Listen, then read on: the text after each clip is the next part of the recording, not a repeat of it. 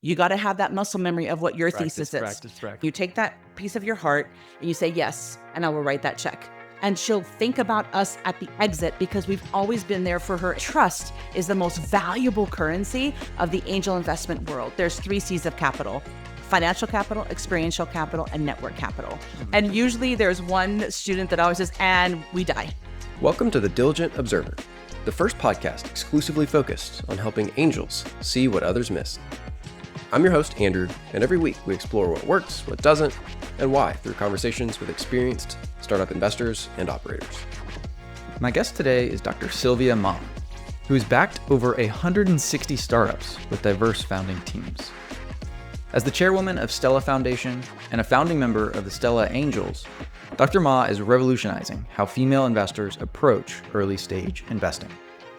In this episode, we discuss the dramatic rise in angel funding for women-led startups, her work building university entrepreneurship programs, and her practical frameworks for finding hidden investment opportunities. I hope you enjoy learning from Dr. Ma as much as I did. One quick note before we jump in. If you're an angel investor or thinking about becoming one, you need to know about the Angel Capital Association.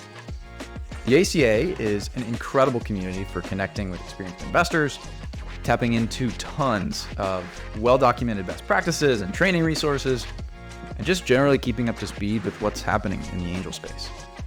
Now, I've really enjoyed getting connected over the last few years, and that's why I'm so excited to partner with the ACA to bring you this special series of episodes live from their annual summit in Denver. If you're serious about angel investing, you will definitely want to check them out. Silvia, thank you for being with me today. Thank you for having me.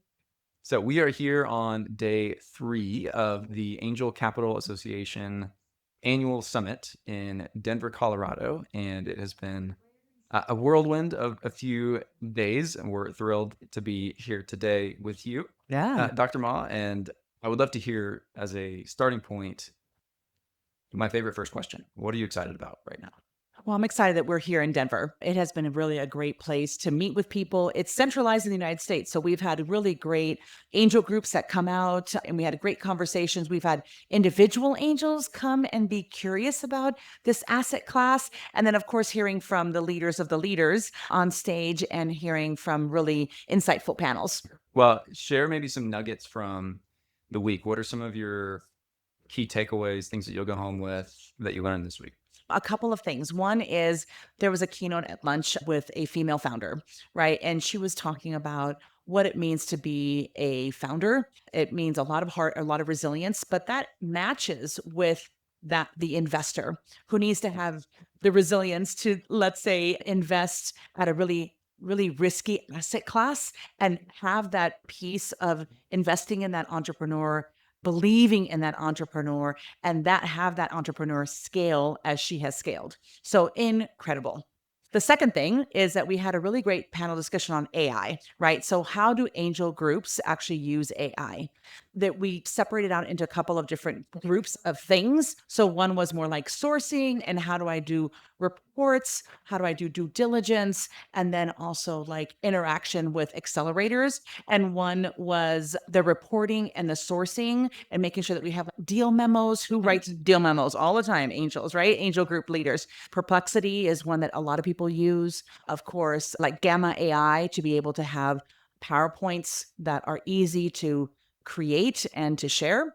Well, any use cases or before you move to your third, any AI like applications that surprised you or that were like, whoa, I didn't think about that? Yeah, no, I use AI a lot. And so at Biola University, where I'm a professor at, we have an AI lab. So we really dive into how do we use AI for good. What we heard was, and I do this, it's basically taking all the information that we have from entrepreneurs, and this is coming from Ohio State University. So she goes, look, I'm a one person show, and it's a lot of angel groups are like that, right? Am I right? Yeah. She basically takes all the information that she has and basically puts it in Perplexity and says, this is how my template needs to be. I need to have this information. She has it all in a Word document that she puts into the prompt and be able to say, okay, I need it to look like this. And then it spits out. And then it's like, I need this evaluation to happen. And she has it all pre-scripted based on her investment thesis. So it's like, she has that Word document. She puts in about 4 or 5 of these prompts, gets that information from Perplexity based on the documents that she has from entrepreneurs. So that's a really easy way for her to do an investment memo a lot faster, And right? anybody that's listening, I mean, you could spin that up Yeah, and anything. in a few hours Hmm. sitting down, custom GPT or Yeah, Claude project, or pick your favorite yeah, tool, Perplexity. You can work with Grok, different yeah. flavors. What I liked too was TCA, Tech Coast Angels, Orange County. They use that, but then they also use that first base memo to be able to create a due diligence team that has a project plan Hmm. for the next 3 weeks for them to go through. If I have this memo, what would be my project plan for 3 weeks with 5 members on a team? It automatically creates this schedule, per se, so that you can really be more efficient with the volunteers that you have for your due diligence teams as an angel investment group. Those were two pieces that I'm like, oh, interesting. Templates work. You can prompt it correctly. And then, secondly, project planning so that you can have your investors work on what they love to do, right? Is go into due diligence, but not worry about how do I implement that? What is my schedule of things to do? My third nugget was that we had a VC specific keynote and then we had an angel specific keynote. So VCs were more the VC gentleman, that's Ilya from Stanford University. He was focused on unicorns, right? What kind of universities are the top universities that put out founders that become unicorns? A lot of people didn't like that because it's a little bit like, well, we don't invest in the unicorns all the time as angels. We want really great returns, obviously, but that is not, let's say, something that we're consistently looking at having a whole portfolio of unicorns. And then we had another one that was an angel specific of going after the founder and the startup that is about heart and about resilience and grit of that entrepreneur and investing in that team, but really understanding what the markets are and this and that so that you can have the return that you want as an angel group. So those two were kind of dipoles. What I loved about it was that within this summit, we were having better conversations about how we do things as angels, like how do we evaluate companies better? Do we actually want the unicorn or we don't want the unicorn? Do we want to be more impact specific? So we had those great conversations when you had an event that gave you two very disparate pieces of data and two different leaders that give you that information. So that's a really great tip for anybody who's like working on an angel event in their ecosystem. Don't be scared about having two very different ideas being put on stage because you have richer conversations in the smaller rooms, the networking, and all of that. Sylvia, I love that point.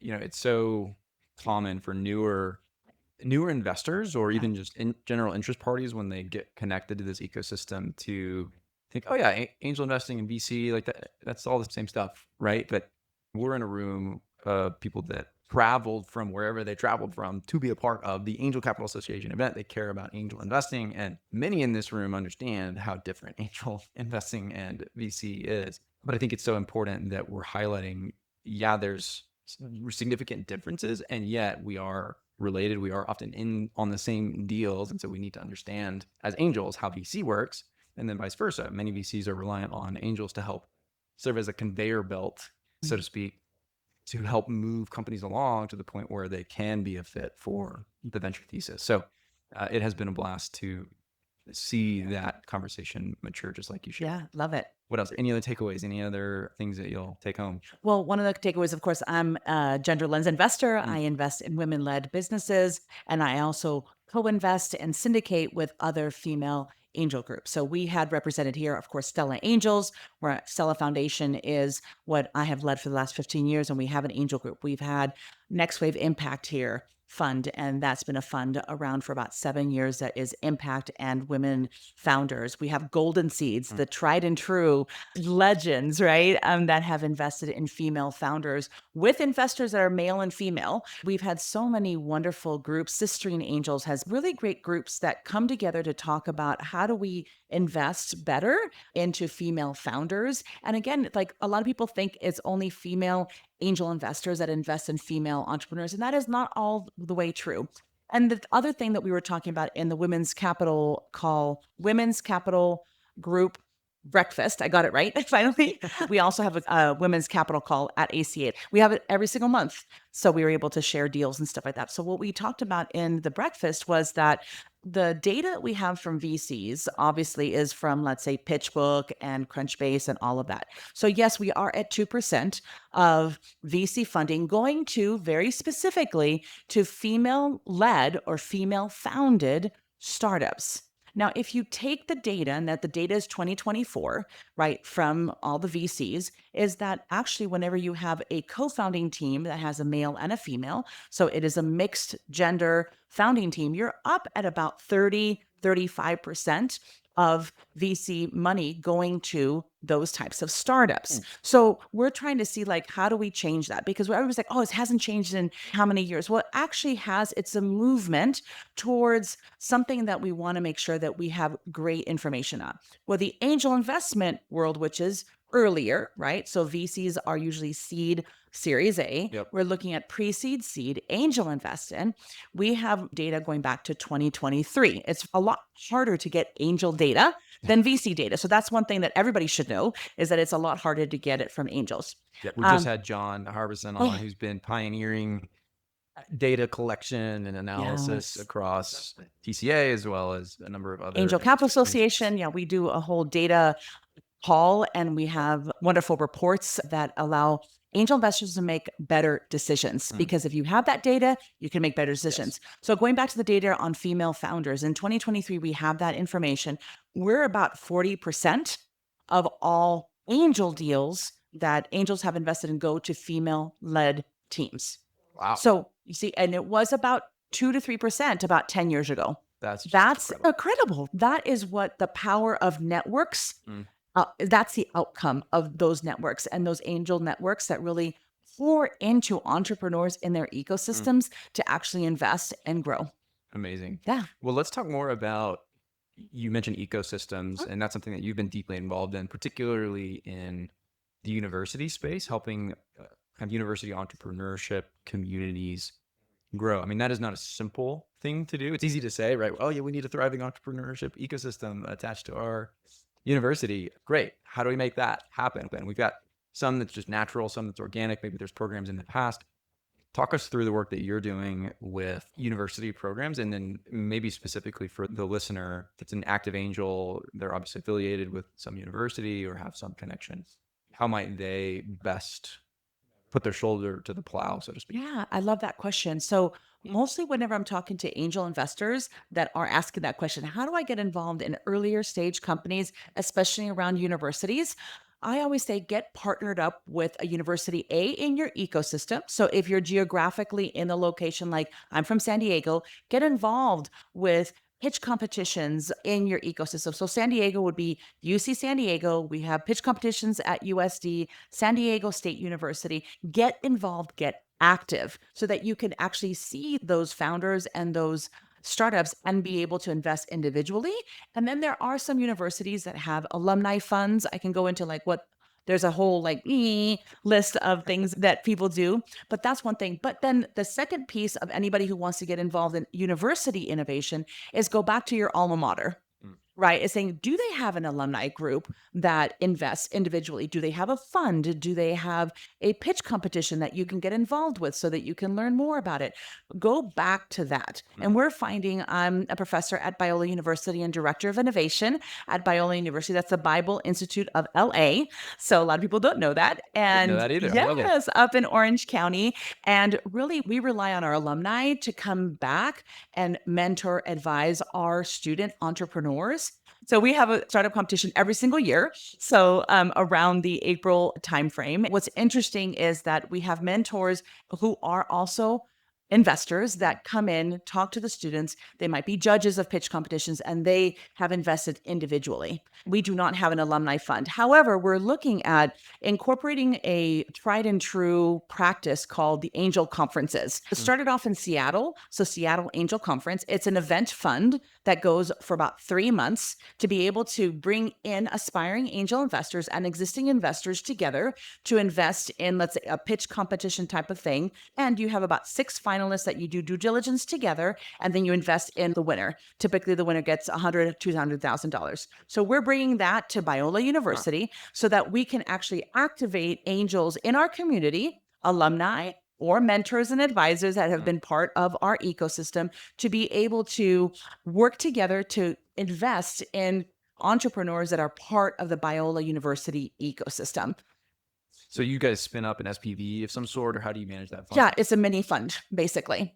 I love it. And these are happening in a number of places. You said Yes, started in yes. Seattle, but There's Fresno, there's Alaska, there is San Luis Obispo, there is Seattle and San Diego. does each university manage this themselves? Oh, How great does that questions. work? No, I was just saying as a confluence of my own ecosystem and where I'm at being at the director of innovation at a university, I'm looking at bringing in the angel conference model to do the Biola angel conference. Now, University of San Diego has the San Diego Angel Conference. So they used to have it for about 6 years. Now it transferred to San Diego State University for San Diego Angel Conference. So that's why we didn't call it a specific university. It's more of the community coming together and being part of the angel conference. But we find that typically if you're connected to a university, you get to do all the information sessions, all the events and all of that at a university. That brings in alumni, that brings in an alumni community. At University of San Diego, actually, we created a fund for people who wanted to invest in more deals after they got the education at San Diego Angel Conference. So let me ask you a question that many of our listeners might be thinking. Yeah. There's a lot of entrepreneurship programs, even within the same university ecosystem. Entrepreneurship is hot. Being an angel investor is cool. There is a lot of places to get plugged in. And if I want to get plugged into name a university's entrepreneurship ecosystem, there's 14 different ways I could do that. I could go teach. I could come to one group's pitch event. I could come to some other group's pitch event. Like there's almost these competitive, I think it's all good, but there's just a lot of places for me to spend my time. So what would you coach a investor who's eager to plug in, but it's just, I don't even know where to start. I don't know where my energy is best placed because they may only have a few hours a quarter to allocate to this. And want to use those wisely. What's your decision framework for picking the most value creative, value additive space to throw that shoulder to the plow? Yeah, I think that some investors are already plugged into their ecosystem. They're either economic development people or they're part of a university because they love working with students. I would say take that first plunge and you can invest in a company that you are excited about, that you want to learn more about. Of course, do your due diligence, right? The ACA reports always say that you should do more than 40 hours of due diligence before you make that decision as an individual or as a group. But I do a lot of due diligence just so that I can make better decisions. So first of all, if you're already active in your ecosystem, take that plunge and write that first check. Because as soon as you write that first check, I know that's a huge lean in, but some people are that close. So I just want to encourage anybody who's that close, write a check. Secondly, is the ones that are a little bit still on the fence. They're looking at everything. They might be involved. They might not be involved. I would say go one step further and ask more critical questions. Have coffee meetings with entrepreneurs. See how you can learn more about what they're doing. And I always recommend in that first year of going into saying, I am an angel investor, go in and join a group. Because you learn so much from each other. For us at Stella Angels, we really want female investors to come in. We have lots of virtual opportunities to just hear pitches. And if you want to have that deeper conversation, come and talk to us. Send us an email, and then we continue to shepherd you through that journey of being an angel investor. Because to grow that angel community for yourself, it's all about trust and relationships. Trust is the most valuable currency of the angel investment world. And that stands for tremendous reciprocity between you and us with sincerity and transparency. Transparency is super important. Sincerity is super important. And how do you build that? Is to join and be in community with others. So tell us more about your work as an educator. Say more about what you teach and maybe what some of the most common preconceptions you break during your classes. I break everything. kind of going with that same theme of trust as a professor of entrepreneurship and innovation. Having a student come in with this idea, they're a little bit like worried. They're like, is my pretty like idea pretty enough for you?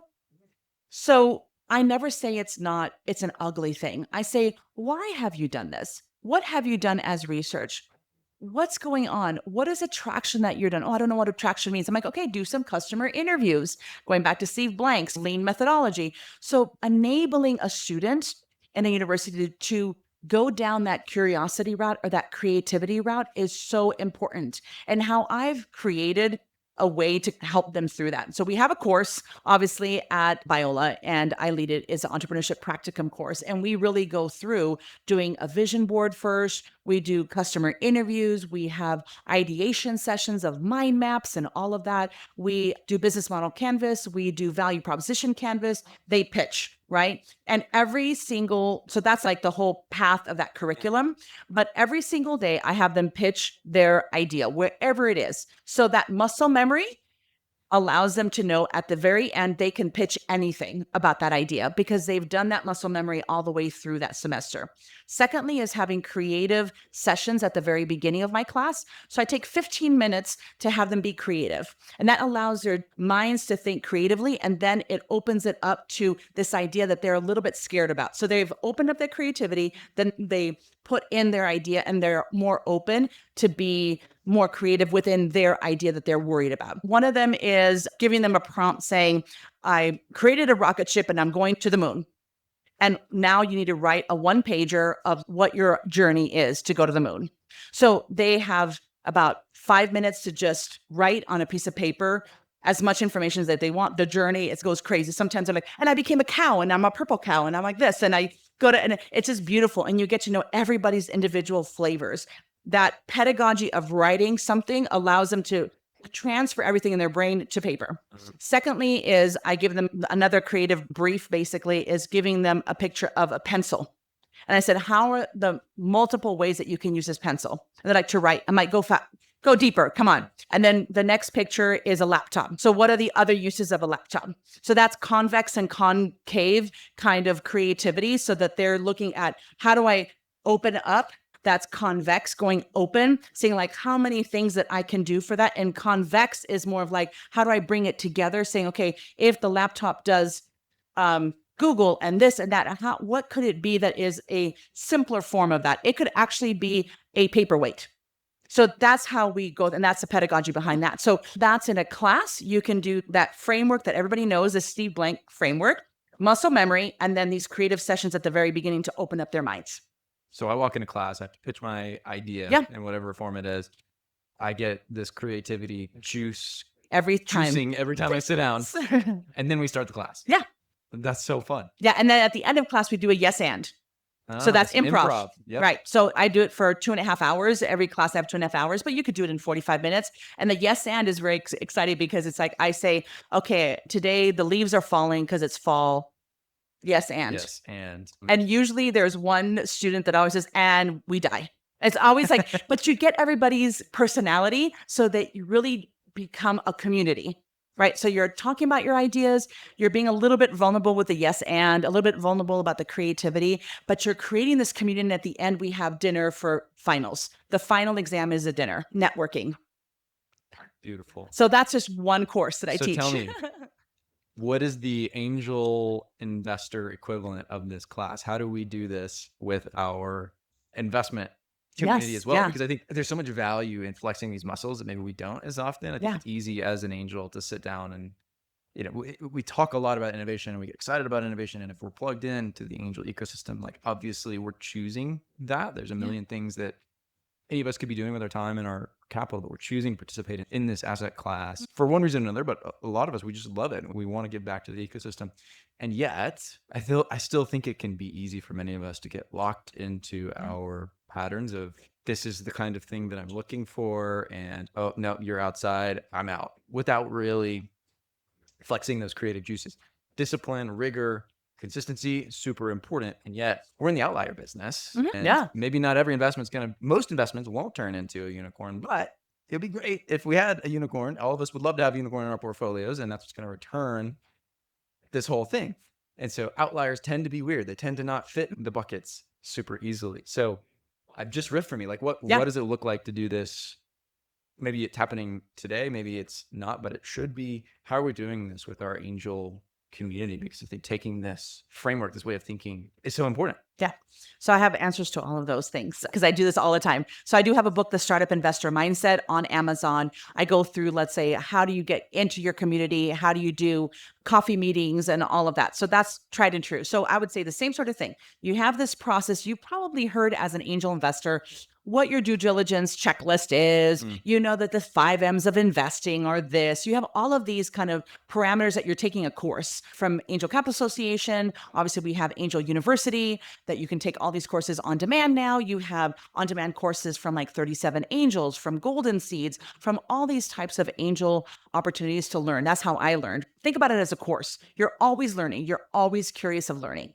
Then the aspect of that curiosity and that creativity, you're basically going to a pitch competition and saying, okay, wow, this pitch, what is it? I would highlight that after any pitch competition, you should actually write in a journal saying, I really like this one because of these things. I like this because then that allows you to be creative of what can you do for them or what did you learn from that? And then the bookend of yes and would be the follow-on conversation, right? Is have lots of coffee meetings with entrepreneurs and investors. So as you said, like, how do we find the outliers? Is that if you are curious about a startup, don't be about like fear of missing out, FOMO, or like somebody else is investing and I shouldn't or I should. It's more of, I'm curious about this startup. Let me take them out to coffee and learn a lot and ask curious questions. I always say the yes and of, oh, how is your company? You're like, da, da, da. Oh, yes. And what about this? Da, da, da, da, da. Well, yes. And what about that? That's like the 7 why analysis is the same sort of thing to get the root cause.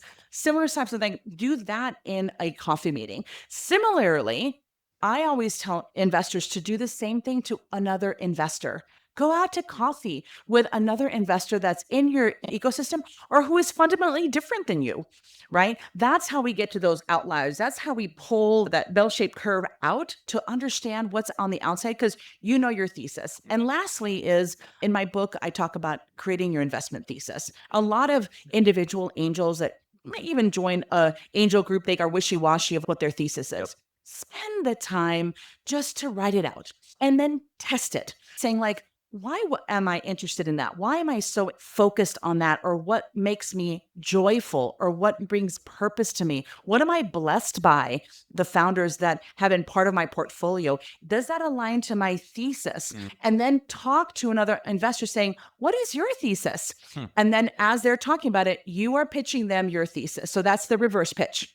So it's that muscle memory that I was talking about in my class. I say the same thing to investors. You got to have that muscle memory of what your thesis is. Practice, because then you become more clearer and also you became more creative saying like, I really care about this. Are you in this thesis? Let me talk to you a little bit more. You find the outliers and you found the ones in your bell-shaped curve. Well, and I think that's one of the most exciting things about the angel group is that the vanilla angel network with, let's not consider funds or other Angel more network. Yeah. complex strategies. Yeah. A traditional angel network is a collection of 50 or 100 people that are all coming together around a general theme or a general focus, but each one of them has their own personal strategy, their own experience, their own thesis, and they're building different portfolios. Not every angel is going to invest in every deal that gets funded by that group. And so I think that's one of the most all at once convoluted and yet fascinating things about the angel space is that an angel group is a connection point for a bunch of different entrepreneurs, a bunch of different angels, all of whom might be a fit for one another. There's just so much opportunity to learn from people with very different strategies. I love this concept of just cultivate curiosity, and that will serve you very well. Yeah. And on both sides of you growing your angel investment network and what you care about and who you want to connect with, because that leads to better syndication. That leads to better partnerships. I co-invest with so many wonderful female investors because I know exactly what they go after because we've had great conversations and then they can bring their expertise into that portfolio company. And that portfolio company actually scales and does really great. So that's that beautiful piece of keeping curious, keeping educated, connecting with your community early and often, and going after all of those things. Silvia, final thoughts for our audience as we wrap up. Oh gosh, there's so many. It's just been a joy to be part of this. So thank you for having me come on to the podcast, sharing some wisdom. I think one of the things that a lot of angel investors have let's say, wall per se, is that they have to be perfect. They need to create the perfect portfolio. It has to make this amount. You are going to make errors and decisions that are not going to be the best. But at the time that you invest, you have made the best decision that you can with all the information that you have amassed from really, like you said, very rigorous data analysis or due diligence. And like you've talked to all the people that you can in your network. You've talked to the entrepreneurs so many times that you're so passionate about that entrepreneur making it. You've done all the decisions that you can, and you make that decision because of all the data that you have in place. And you take that piece of your heart and you say, yes, and I will write that check, right? Because that allows you to grow a portfolio that you're proud of, that you can talk about, that you have great stories about. We were just talking about in a panel, one of the stories of one of my exits. So it's Eucora, it's a UTI prevention drink mix, and they sold to Pharmavite, and that is the creators of Nature Made vitamins. So what's interesting is that this is a femtech company that went through our accelerator. I invested in her as an individual angel. I co-invested with other angels. I brought her to Stella Angels. I brought her to my VC fund called Astra Ventures. All of us invested in her. She stayed with just one more round past us because she was building on revenue.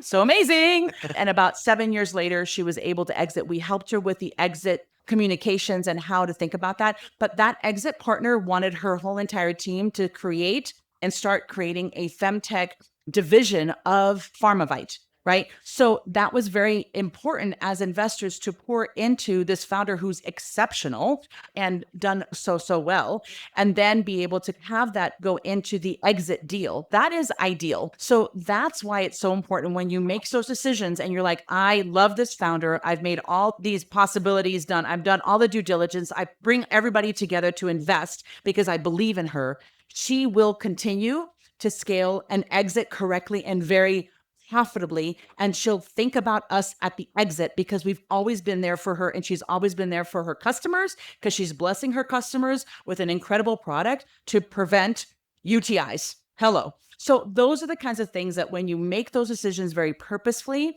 and you write that check, you never look back. You build a portfolio that you absolutely are proud of. And yes, you might have them that fail. That's okay because you've learned. So I have to ask, can you give me an example of a check that you wrote that ultimately did fail? Yeah, lots of them. Where the same policy tries true? Because I think so many Yes. conversations, it's so much more fun to talk about the winners. Yes. Tell me about a founder that you backed, you made that commitment, and they ultimately were a zero for your portfolio, but not for your broader kind of humanity. There's definitely one, and I'm not going to mention her name just because I don't know if this is something she wants to share. Obviously, it's a female founder in the CPG space. Not that I only invest in CPG. I have a PhD in biochemistry, love deep tech, right? So this is another CPG company, but really was able to invest in her. I love the check that I wrote. I did all the due diligence that I can. She did go through San Diego Angel Conference, and we had a lot of investors that were excited about her, wonderful investors that loved what she was doing. She was scaling through revenue. She had 3 sites of what she was doing. Scale, really great. Something just hit her on the side and broke the company. Like we heard it in a keynote of one of the entrepreneurs that it's like, you're go, go, go, go. And then you hit that wall and you're like, what just happened? That's what happened to her. And she had to close out. But even in the closeout month, I was talking to her. I was like, what are you doing? She goes, I care about my team. I care about the product that we built. I care about this. I care about my investors. How can I do this in light of the investors? She did not just say, okay, I'm not going to interact with you. She was really interacting with us, communicating with us, saying, this is where I'm at and I have to close. Even in that process, she came back to us and asked us for that support, and we helped her through that. We connected her with lawyers that helped her through that, bankruptcy attorneys, all of that. We helped her get through that because we knew that all of us had to not win. Obviously, we were losing our investment, but that everything was pushed through in the most appropriate way that was good for the company, for the investors, and the founder. It was just an unforeseen circumstance that nobody saw coming. I love the theme that you're highlighting with these 2 stories, and that is this concept of how the dollars are important, but the relationship is more. Yeah. And the People. value that an angel is able to add in terms of ongoing support, making introductions, even connecting to the right lawyers. Yeah. These are the things that entrepreneurs don't have the time to think about. They're running a million miles an hour, doing more than they should be, making less than they should be, trying to run families. Like, it's too much. And so I think it's just so encouraging to hear the way that you've done this for many a founder in recent years, it seems, to come alongside and provide more than just capital. And for those of you who may be listening to this, they're like, I just don't have the time for that. I don't have the budget for that. That's amazing. Find someone like this And other people too. There's and so other many people. wonderful general partners who are able to allocate those dollars on your behalf as an LP to deploy those dollars and add value to the entrepreneurs that they're partnering with. I always say that there's 3 C's of capital: financial capital, experiential capital, and network capital. So whenever you're conversing with that co-investor or that entrepreneur, you're like, I can give you money. I can invest this dollar amount, but I can also bring my network along. And my network might be 2 or 3 people. Like for those early stage investors, that might be all that they need. That's a beautiful, wonderful thing. And then that expertise. Maybe you have been in, let's say, Intel forever, and you're a technologist and you can bring that expertise onto the team. That's fantastic. Or you know somebody who does. So it doesn't mean that you have to have this huge network of people, but those 3 pieces of capital are so important for any founder to leapfrog into scalability and then obviously exit that we all want. Fantastic. Sylvia, we will wrap there. Thank you so much for joining me. Yeah, thanks for having me. Thanks for listening to this episode of The Diligent Observer. I'm your host, Andrew, and if you're an angel investor looking for essential angel intel in 5 minutes every week, I think you'd enjoy my newsletter. I send my best stuff, interesting deals, and more straight to your inbox so you never miss a thing. Subscribe today at thediligentobserver.com.